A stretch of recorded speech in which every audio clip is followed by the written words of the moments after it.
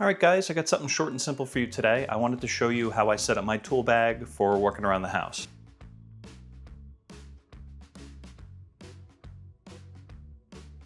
First and foremost, I've actually integrated it into my workbench. It lives here on a shelf just above the workbench, so all my commonly used tools are facing me. So I've got screwdrivers, knife, needle nose pliers, set of dikes, a second smaller set of needle nose pliers, some channel locks, got vice grips, putty knife, small level, pens and pencils, and a little electrical tester.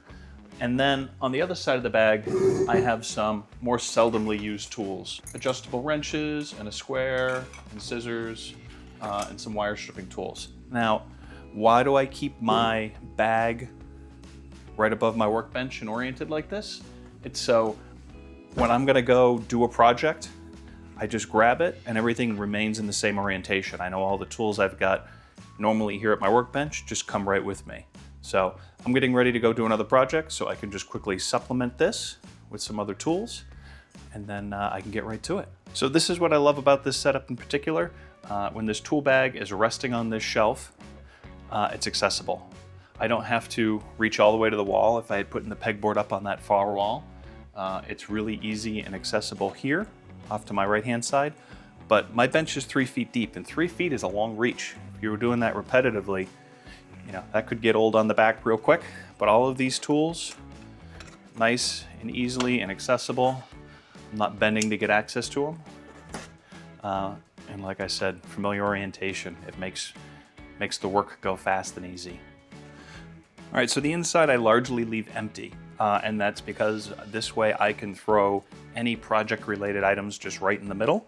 And I do keep some things in here. Keep a tape measure, a couple small wooden blocks that I can use as sanding blocks or something else, a couple scrap pieces of sandpaper, and plenty of shop rags.